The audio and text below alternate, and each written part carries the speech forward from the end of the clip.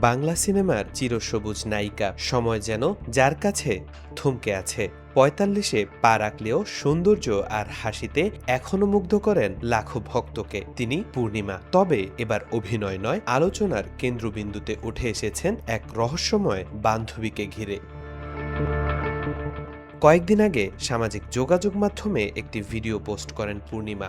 ভিডিওতে কয়েকজন নারীর সঙ্গে হাসি, আড্ডা আর আবেগঘন মুহূর্ত। কিন্তু আলোচনার জন্ম দেয় ভিডিও নয়, বরং ক্যাপশন। ভালোবাসার ইমোজি দিয়ে লেখা ছিল, এই সেই আমার বান্ধবীরা। এরপরই শুরু হয় নেট দুনিয়ায় নানান আলোচনা, জল্পনা আর মজার সব মন্তব্য।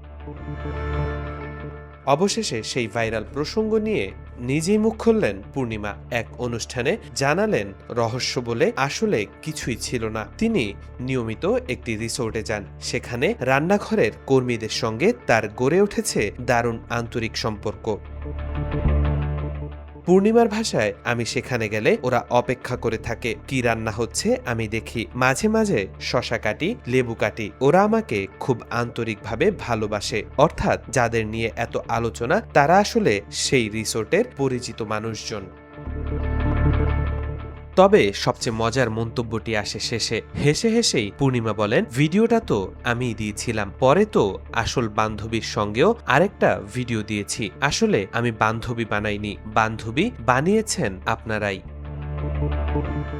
একটি ছোট্ট ক্যাপশন, তারপর ভাইরাল ভিডিও। আর সেই ভিডিও ঘিরে অসংখ্য গল্প, গুঞ্জন আর কৌতূহল। শেষ পর্যন্ত রহস্যের জট খুললেন পূর্ণিমা নিজেই। তবে একটি বিষয় আবারও প্রমাণ হলো, পূর্ণিমা যাই পোস্ট করেন সেটাই মুহূর্তেই হয়ে যায় নেট দুনিয়ার আলোচনার বিষয়।